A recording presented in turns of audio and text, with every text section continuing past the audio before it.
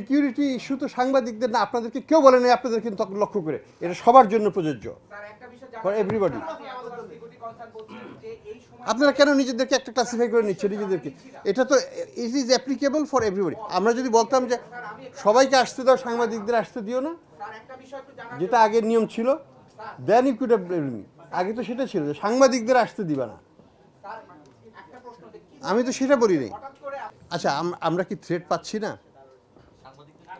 আমাদের জীবন এবং পরিবারকে নিয়ে কি কথাবার্তা হচ্ছে না? হয় নাই?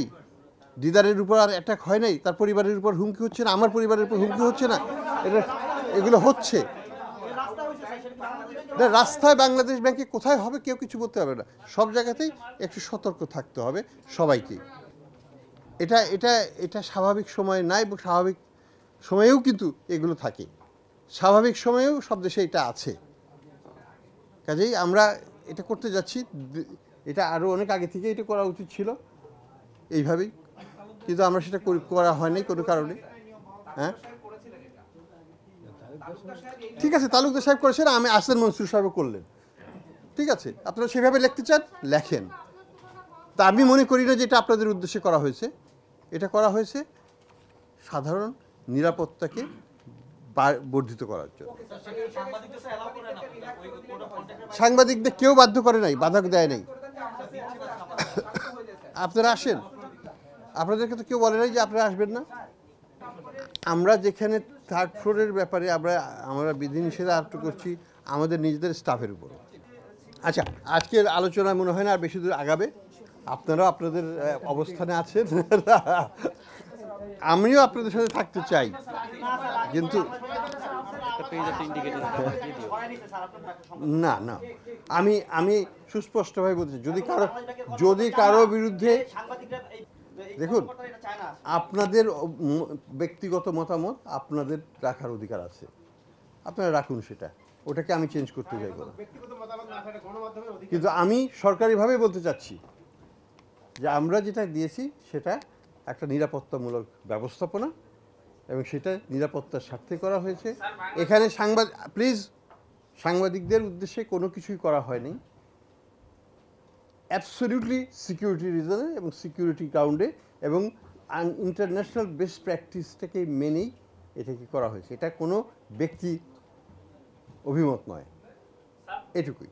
আর আমি এই বিষয়ে কথা বলতে চাই না, আমার অন্য কোনো বিষয় না থাকলে আমরা এখন শেষ করি তাহলে। আচ্ছা, তাইলে এটা আপাতত আমরা শেষ করে দিই অনুষ্ঠান, কারণ এটা সমাধান আমার কাছে দেওয়া সম্ভব না। আমি এই দায়ভার নিব না যেটা আমার সিকিউরিটি প্রোটোকলের এগেনস্টে। It is nothing to do with Rauf Talukdar. আমার সাথে আমি এই তুলনাতে যাব না, আমি এই বিষয়ে আনবো না, এটা ওনার সাথে কোনো সম্পর্ক নাই।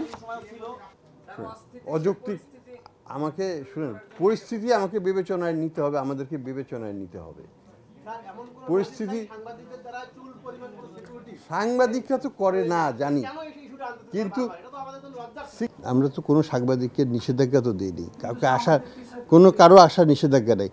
জাস্ট একটু প্রায়র ইনফরমেশন দিয়ে যার কাছে আসবেন তাকে জানিয়ে আপনারা আসেন, কেউ তো না করেনি। আমার কাছেই আসেন বা অন্য ডিজির কাছে আসেন বা ইডির কাছে আসেন, আপনারা তাকে জানিয়ে আপনারা চলে আসবেন, কোনো নিষেধাজ্ঞা নেই। আমরা আমাদের সিকিউরিটি অ্যারেঞ্জমেন্টকে শক্তিশালী করছি, আপনাদের বিরুদ্ধে কোনো নিষেধাজ্ঞা নেই।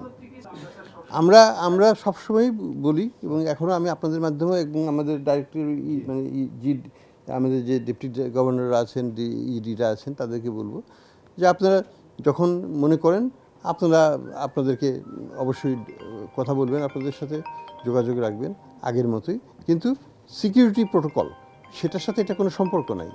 এটা আমাকেও মানতে হবে, আপনাদেরও মানতে হবে, সবাইকে মানতে হবে।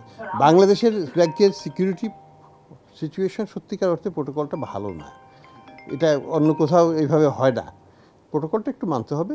এখানে কোনো বিধিনিষেধ কারোর উপরই নাই, কোনো প্রতিষ্ঠানের উপরই নাই, এবং থাকবে না, এটা আমি বিশ্বাসও করি না। কাজেই ওটা নিয়ে আপনারা চিন্তা করবেন না। আপনারা যার কাছে আসবেন তাকে তো জানাতে হবে, তো আমি আসতেছি, আপনার কাছে আমি আসবো, আপনারা আসেন।